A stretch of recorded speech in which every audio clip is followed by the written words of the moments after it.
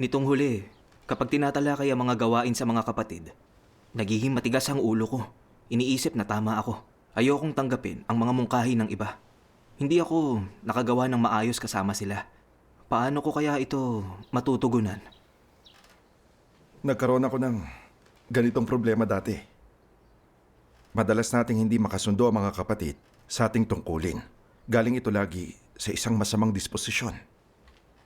Mapagmataas at mapagmagaling kasi tayo at hindi kayang magpasakop sa katotohanan. Tama Oo, yan. tama yan. Kung kaya nating tratuhin ng maayos ang iba, tangkapin kapag may nagsasabi ng bagay na ayon sa katotohanan, hindi tayo magkakaroon ng problemang ito. Totoo, Tama totoo. ka. May pwede tayong matutunan kapag ginagawa natin ang tungkulin. Hindi tayo pwedeng makatiyak sa sarili kapag may hindi pagkakasundo. Talagang hindi. Kailangan nating hanapin ang mga prinsipyo ng katotohanan na tahimik na manalangin sa Diyos na maghanap ng katotohanan. Pakinggan ang iba at pag-isipan ng mga bagay at maghanap at magbahagi sa katotohanan. Tapos, mas madali nating matatanggap ang katotohanan at makagawa ng maayos kasama ang iba. Tama Yan yan. ang pinakamabuti. Oo nga. May Tama karanasan yan. ako tungkol dito na gusto kong ibahagi. Oh, sige, Mabuti. mabuti. Noong Agosto 2018, ang tungkulin ko ay paggawa ng props sa pelikula kasama si Brother Wang. Sa umpisa, ramdam ko marami akong hindi alam, kaya humingi ako ng tulong kay Brother Wang. Hindi nagtagal natutunan ko na ang lahat ng gawain. At nag-aral din ako ng interior design, nagtrabaho sa konstruksyon, at may karanasan din sa pagkakarpintero. Kaya di nagtagal nakagawa na ako ng props ng mag-isa. Salamat sa Diyos. Magaling si Brother Wang sa pagdidisenyo ng mga panloob na set. Pero ang paggawa ng mismong props ay hindi niya talento. Kaya nung nagkaroon kami ng magkaibang mga ideya sa mga bagay na yon, ayaw ko makinig sa kanya. Mas magaling ako sa paggawa ng props at ang mga plano ko ay mas maayos kaysa sa kanya. Sa paglipas ng panahon, mas nagtatalo kami na nagtatalo. At minsan nagtalo kami kung anong gagawin sa maliit na piraso ng kahoy. Madalas akong nagpaparaya alang-alang sa relasyon namin, pero lagi ko nararamdaman na tama ako. Di nagtagal, nadama ko na talaga miserable ako at ayoko nang gumawa na kasama siya. Minsan kinailangan namin gumawa ng bubong na gawa sa pawid para sa isang video. Pero wala kaming matibay na kahoy para sa mga poste, kaya kailangan gumawa kami. Pinag-usapan namin ang mga ideya namin para rito. Sinabi ko, dapat gawin muna ang hulmahan tapos buhusan ng loob ng konkreto para maging mas matibay ang mga ito. Tama. Pero sinabi ni Brother Wang, ang mga haligi ay kikinis at hindi na makatotohanan.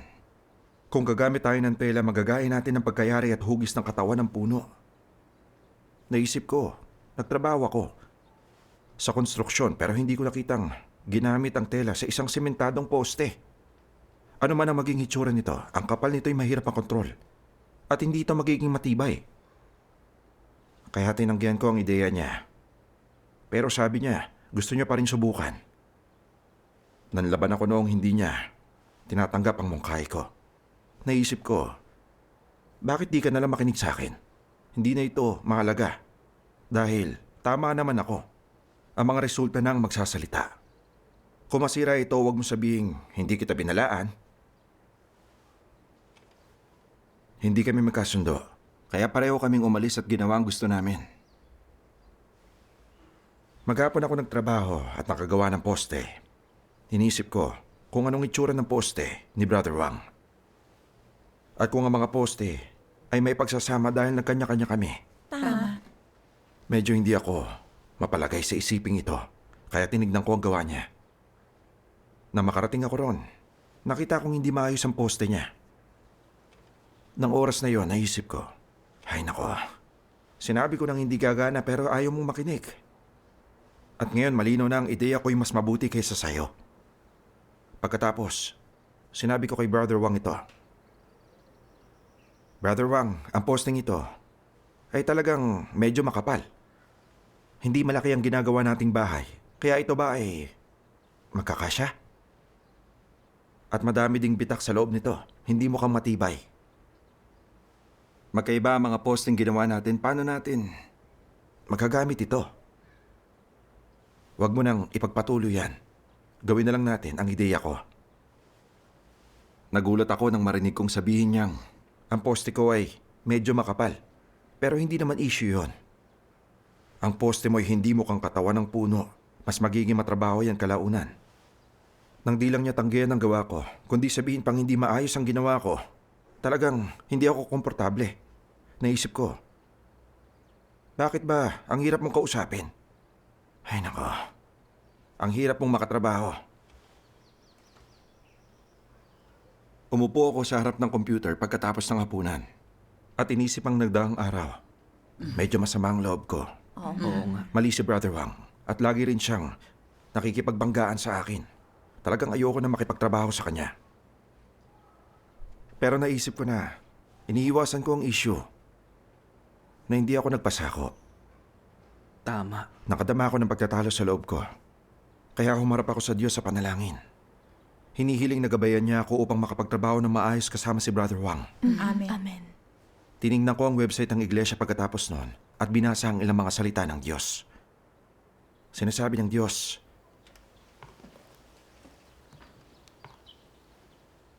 maraming tao ngayon ang hindi pinapansin ang mga aral mula sa pagtutulungan. Marami sa inyo ang hindi natututo ng mga aral habang nakikipag-ugnayan sa iba. Kumakapit kayo sa inyong mga pananaw. Mayroon kayong sariling pananaw kapag gumagawa sa iglesia. At kulang sa koneksyon, hindi talaga kayo nagtutulungan. Iniisip nyo lang na ipaalam ang sarili ninyong mga kabatiran o mapalaya ang mga bigat na dinadala ninyo at hindi talaga ninyo hinahangad ang buhay. Gumagawa kayo ng hindi nag-iisip. Iniisip na tahakin lang ang sarili ninyong landas. Ano man ang gawin ng iba. Na magbahagi lang habang ginagabayan kayo ng banal na espiritu. Hindi ninyo nakikita ang kalakasan ng iba o sinusuri ang sarili ninyo. Ang pagtanggap ninyo ay talagang lihis at mali. Kahit ngayon, nagpapakita pa rin kayo ng pagmamatuwid sa sarili na para bang nagbalik kayo sa dating sakit na iyon. Totoo yan. Ang pakikipagtulungan ay proseso ng pagbabalanse ng kainaan ng isa gamit ang kalakasan ng iba. Ginagamit mo ang lakas mo upang punan ang pagkukulang ng iba at ginagamit ng iba ang lakas nila upang punan ng sayo. Ito ang paggamit sa kalakasan ng isa't isa at pagtutulungan ng maayos. Sa pagtutulungan sa pagkakaisa lang, pagpapalain ng mga tao sa harap ng Diyos. At sa ganitong paraan, ang mga bagay ay nagiging mas mainahon at maliwanag at sila'y nagiging panatag.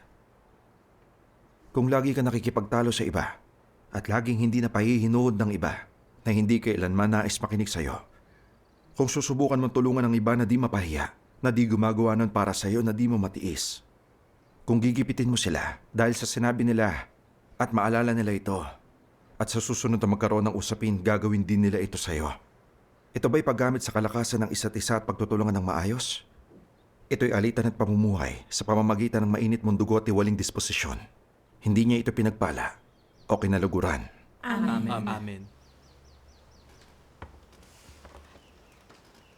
Ipinakita sa akin ng mga salita ng Diyos na hindi kami nagkakasundo ni Brother Wang dahil nabubuhay ako sa mayabang at mapagmagaling kong disposisyon. Gusto ko lagi na ako ang may huling salita sa tungkulin. Iniisip ko lagi na ang paggawa ng props ay kalakasan ko, higit kay Brother Wang. Kaya lagi akong mapanghamak at gusto kong makinig siya sa akin at gawin ang sinabi ko. Oo.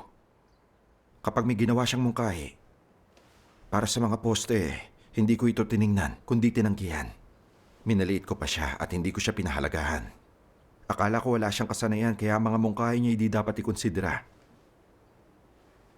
Nung nakita ko na hindi maayos ang poste niya, naisip ko na tama nga ako. Kaya banayad kong hinamak ang lahat ng gawa niya. At ginustong makiayon siya sa akin. Nang pinunan niya ang mga kakulangan sa plano ko, hindi ko ito tinanggap o sinubok hanapin ang solusyon kasama siya. Nanlaban ako at hindi ko gusto makipagtrabaho sa kanya. Nagsasalita lang ako upang patunayan ang sarili ko para makiayon siya sa akin. Yun ang ganap na kayabangan at pagmamatuwid sa sarili. Ang mga salitang ito ng Diyos ay lubusang naaangkop. Ito ba'y paggamit sa kalakasan ng isa't isa at pagtutulungan ng maayos? Ito'y alitan at pamumuhay sa pamamagitan ng mainit mong dugo at tiwaling disposisyon. Totoo yun. Hindi niya ito pinagpala o kinaluguran. Nararamdaman ko sa mga salita niya na kinasusuklaman ng Diyos ang mga ganoong tao. Isinaayos niyang makatrabaho ko si Brother Wang. Umaasang mapupunan namin ang kakulangan ng isa't isa at gagawin ng tungkulin. Pero ako nagsalita lang at kumilos dahil sa kayabangan. Laging iniisip na tama ako at dapat na may huling salita. Ginusto kong sundin nilang ideya ko na parang yun ang katotohanan. Nang hindi tinatanggap ang ideya ng iba. Kinapopotan ng Diyos ang ganoong disposisyon. Tama. Nagsisi at nakonsensya ako nung naisip ko ito. Kaya nanalangin ako sa Diyos ng ganito. O Diyos ko, di ako makagawa ng maayos kasama ang iba dahil mayabang ako at nakaapekto to sa tungkulin. Tama. Diyos ko, nais ko pong magsisi. Gusto kong isantabi ang sarili ko at magawa ng maayos ang tungkulin kasama ang aking kapatid. Amen. Binasa ko ang isa pang sipi ng mga salita ng Diyos. Mabuti. Sabi na makapangyarihang Diyos, minsan kapag tumutupad ng tungkulin, may pagtatalo ang dalawang tao tungkol sa isang usapin, sa prinsipyo. May magkakaibang pananaw sila at umaabot sa magkakaibang palagay. Anong pwedeng gawin sa ganyan? Ito ba isang usaping madalas nangyayari? Ito'y karaniwang pangyayari.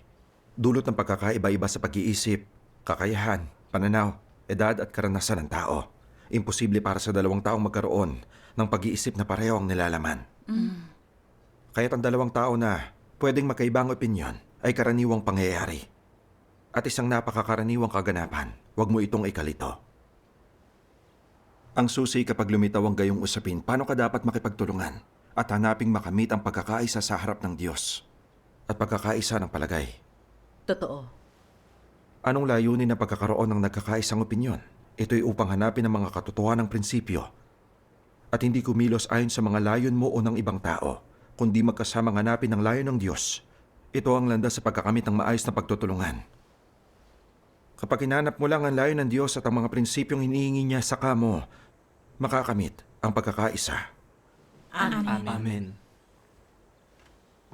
Matapos basahin ang mga salita ng Diyos, nakita ko na para magkasundo kami, hindi ideya lang ng isang susundin. Bagkus dapat kaming magsika para sa katotohanan. Tama. Ang maayos na kooperasyon ay paghahanap sa katotohanan at paggawa ayon sa prinsipyo. Totoo yan. Totoo yan. Tama yun.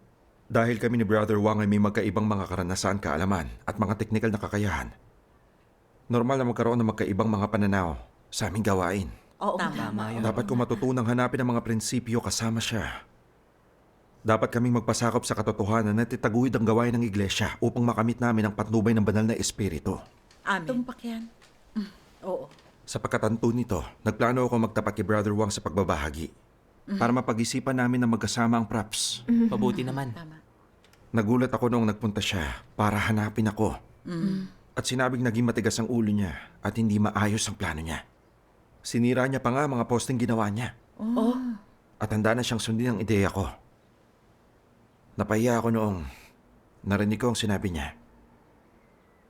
Ipinagtapat ko rin kay Brother Wang ang sarili kong kalagayan at pagkaunawa. At nang pareho naming inalis ang pagmamataas namin, ang hadlang sa pagitan namin ay nawala. Salamat sa Diyos. Nakita ko ang sarili kong mga kakulangan sa tungkulin ko pagkatapos noon. Ang ginawa kong poste ay sobrang kinis at hindi ito kahawig ng tunay na katawan ng puno. Kinailangan pa itong baguhin ng isang beses. Tinalakay ko ito kay Brother Wang. At mabilis kaming nakahanap ng solusyon. Salamat sa Diyos. Pinuna namin ang kakulangan ng isa't isa at tatapos namin ang 3 poste sa loob ng isang araw. Salamat sa Diyos. Dati Salamat halos sa buong Diyos. araw ang ginugol namin para makagawa ng 2 poste lang. At pareho pang mali. Higit na mas mahusay ang ganito. Oo. Napagtanto ko kung gaano kahalaga na isagawa ang katotohanan at makipagtulungan sa mga kapatid sa tungkulin ko. Tama siyang yun. tunay. Pero dahil sa kayabangan ko kalaunan, nagkaproblema ako sa pagtatrabaho kasama ang iba. Nagtrabaho ako kasama si Brother Lee upang magtayo ng tent sa lokasyon para masilungan ng mga kapatid mula sa ulan. Nagmungkahi ako ng paraan sa pag-uusap namin na talaga namang nagustuhan niya. Naisip ko noon, nagtrabaho ako sa konstruksyon dati kaya tiyak na mas naiintindihan ko ito kaysa sa iyo. Pero pagkatapos nun, binanggit niya ang isang alalahanin. Sinabi niya, May 16 na poste lang tayo ngayon. May sapat ba tayong material para sa planong ito? Magiging maayos ba ito? Magiging ligtas ba ito? Magagandang punto. Naisip ko tuloy, isa itong tatsulok na istruktura.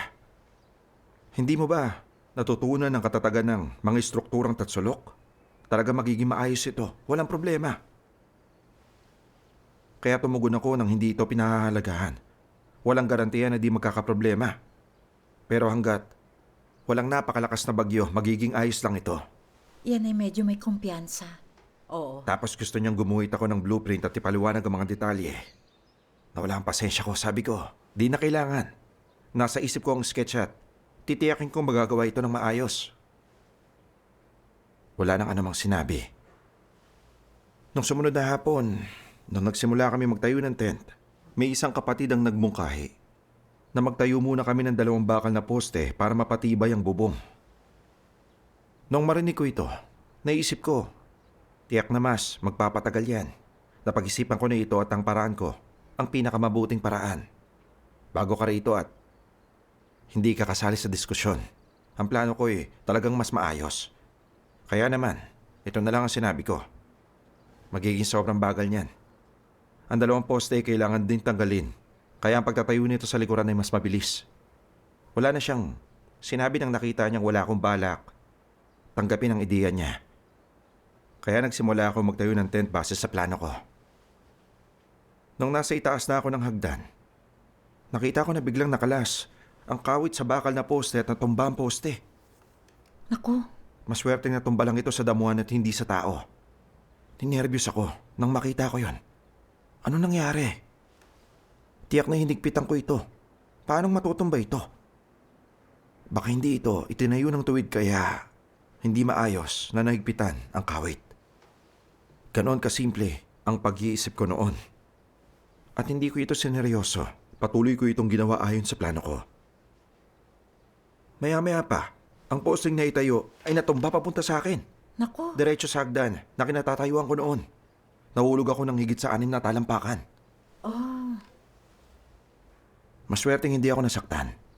Tapos napagtanto ko ang 2 aksidenteng ito hindi walang dahilan. Tama yan. Kung hindi dahil sa pag-iingat ng Diyos, ang resulta ng masaktan ng alinman sa mga posting yon ay magiging terrible. Talaga. tama nga talaga yun. Mas nakonsensya at natakot ako nung naisip ko ang tungkol dito. At agad akong humarap sa Diyos sa panalangin. O Diyos ko, hindi nagiging maayos ang mga bagay ngayon. Alam ko na ang mabuting kalooban mo ay nasa likod nito. Pero hindi ko alam kung anong dapat kong hanapin. Patnubayan at bigyan liwanag mo ako na malaman ang iyong kalooban. Naisip ko ang mga salita ng Diyos pagkatapos manalangin. Tuwing may ginagawa ka, lagi itong nagugulo o di ka makausad pag didisiplina ito ng Diyos.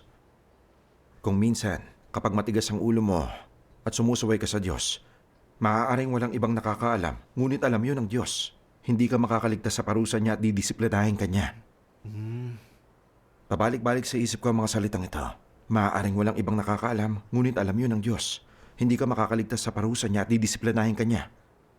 Tapos napagtanto ko kung gaano ko hindi pinahalagahan ng mga kapatid tungkol doon sa paggawa ng tent na yon.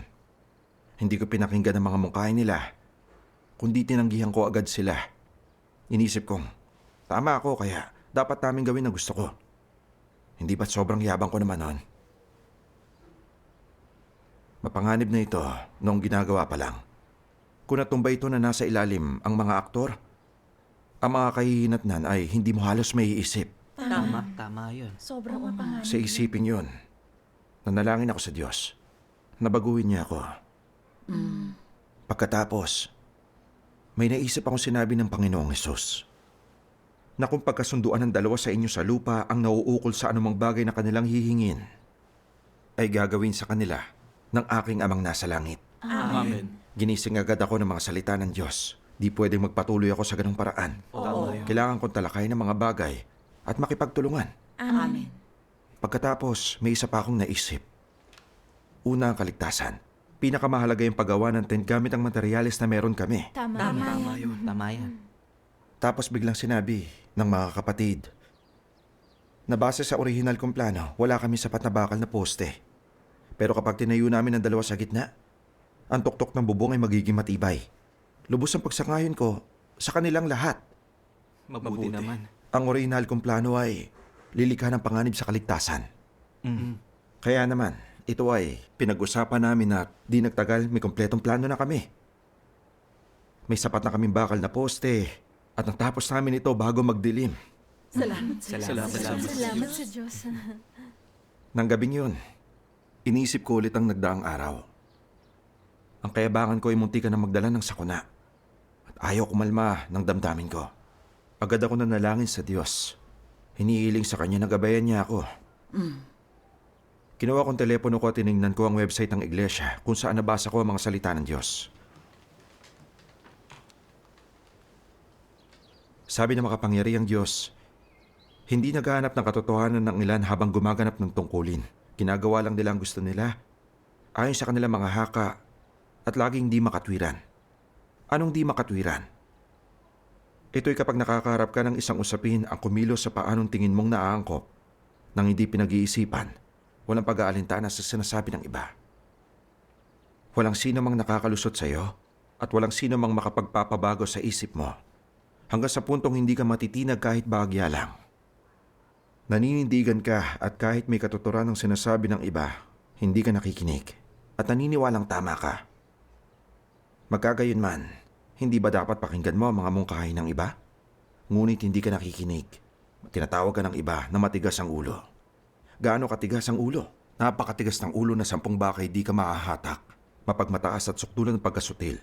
Hindi nakikita ang katotohanan hanggang ito'y kitang-kita na. Di ba tumataas ang gayong katigasan ng ulo sa antas ng pagkasutil? Tama. Ginagawa mo ang nais mo, ang iniisip mong gawin. At hindi ka nakikinig sa sino mang tao. Kung may magsasabi sa iyo na hindi naaayon sa katotohanan ng ginagawa mo, sasabihin mo, gagawin ko ito. Naaayon man nito o hindi. Kung hindi ito naaayon, bibigyan kita ng ganito at ganong dahilan o pangangatwiran. Gagawin kong mapakinggan mo ako. Handa ako rito. Pwedeng sabihin ng iba na nakakagambala ang ginagawa mo, na malulubha ang kahihinat na nito na makakasira ito sa kapakanan ng sambahayan ng Diyos. Ngunit hindi ka nakinig, mas lalo kang nangatwiran. Ito ang aking ginagawa. Gusto mo man ito o hindi. Gusto ko itong gawin sa ganitong paraan. Maling-mali ka. At lubos ako makatwiran. Marahil ngayon na pangatwiranan mo at walang malubang, kahihinat na ng ginagawa mo. Ngunit anong disposisyon ang inilalantad mo? Kayabangan. Ang likas na kayabangan ay ginagawa kang sutil. Kapag may sutil na disposisyon ng tao, hindi ba madali siyang magindi makatwiran? Tama. Pagmamataas ang ugat ng tiwaling disposisyon ng tao. Mas mayabang ang tao, mas may tsansang lumaban sila sa Diyos. Gaano kaseryoso ang problemang ito? Hinahamak na mayabang ang lahat ng iba pa. Itinuturing nila ang Diyos na mas mababa kaysa sa kanila. Totoo. Bagamat sa tingin maaaring mukhang naniniwala sa Diyos ang ilang tao at sinusunod siya, hindi nila siya itinuturing na Diyos. Tingin nila, taglay nila ang katotohanan at nadakila sila. Ito ang diwa at ugat ng mayabang na disposisyon at nagmumula ito kay Satanas. Kaya kailangang malutas ang problema ng kayabangan. Ang paghamak sa iba ay maliit na bagay. Ang isyo ay na ang kayabangan ay pumipigil sa isang tao na sumunod sa Diyos. Sa kanyang paghahari at pagsasaayos, lagi silang nakikipagpaligsahan sa Diyos para sa kapangyarihan. Ang ganitong klaseng tao ay hindi ginagalang ang Diyos, ni hindi niya mahal ang Diyos o nagpapasakop sa Kanya. Amen. Ipinakita sa akin ng mga salita ng Diyos ang kapangitan ko. Sutil ako at hindi makatuwiran, gaya ng inihayag ng mga ito. Sa paggawa ng tent, kumapit ako sa karanasan ko at muling kumilos ng may katigasan ng ulo. Hindi ako nakinig sa mga mungkahi ng iba, kundi tinanggihan ko sila agad. Binalaan nila ako na tiyaking ligtas ito, na matibay ang tuktok ng bubong, pero hindi ko sila pinansin. Gusto kong ako ang may huling salita at gawin ng lahat ang gusto ko.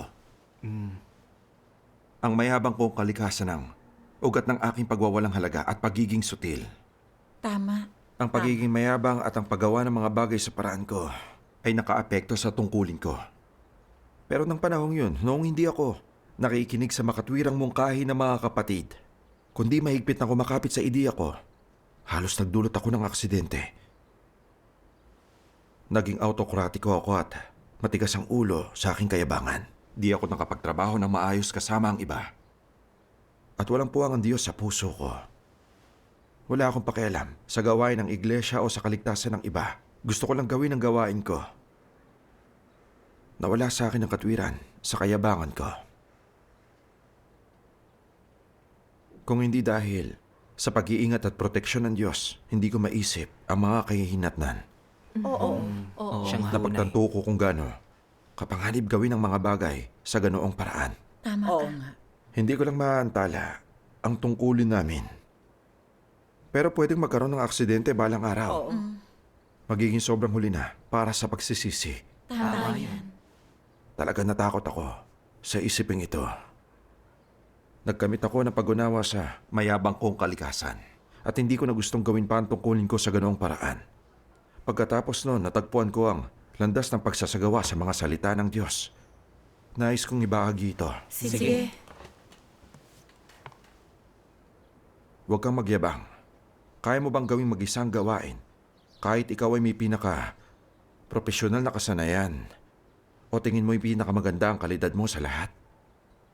Kaya mo bang gawing mag-isang gawain kahit taglay mo ang pinakamataas na katayuan? Hindi mo kaya nang wala ang tulong ng lahat. Tama yon. Sa makatuwid walang dapat magyabang at magnais na kumilos ng pang-isahang panig. Dapat magpakumbaba, bitawan ang saloobin at pananaw at magtrabaho ng maayos kasama ang iba. Sila ang mga nagsasagawa ng katotohanan at may taglay na pagkatao. Mahal ng Diyos ang gayong mga tao at sila lang ang pwedeng maging tapat sa pagganap ng tungkulin. Ito lamang ang pagpapakita ng debosyon. Amen. Ipinakita sa akin ng mga salita ng Diyos ang mga prinsipyo para sa kooperasyon.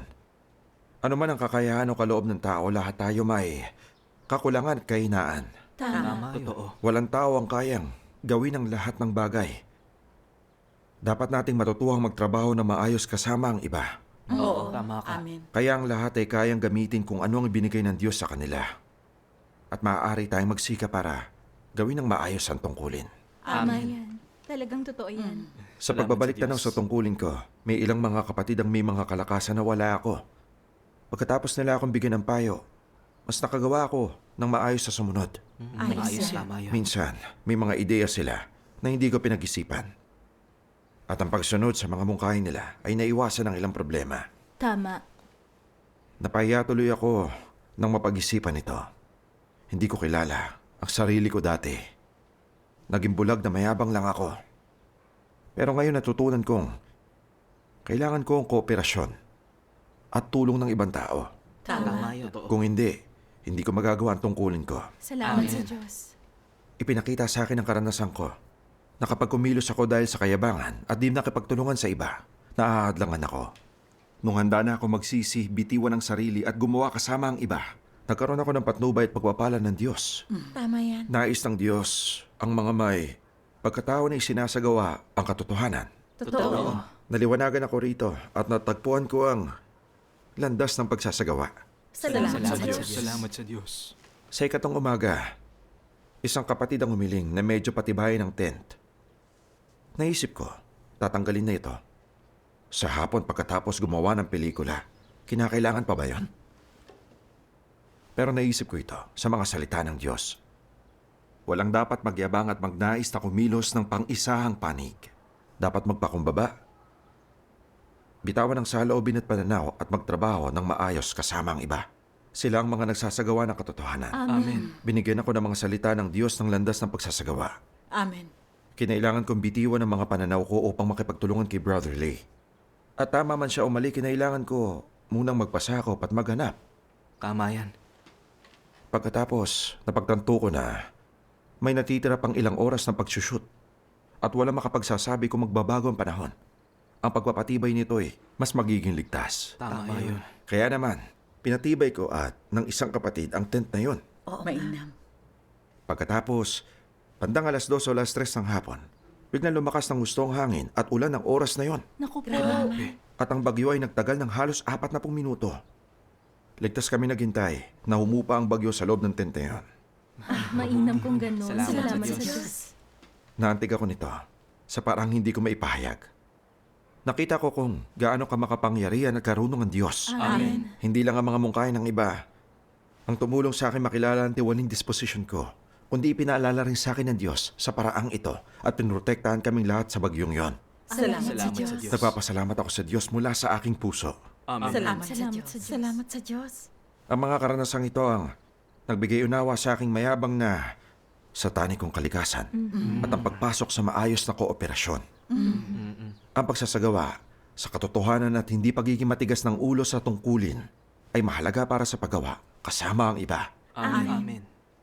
Ang naunawaan at nakamit ko ay ganap na dahil sa paghatol, pahayag at disiplina ng Diyos sa pamamagitan ng mga salita niya. Amen. Salamat sa Diyos. Salamat sa makapangyarihan. Talagang mabuti ang karanasan.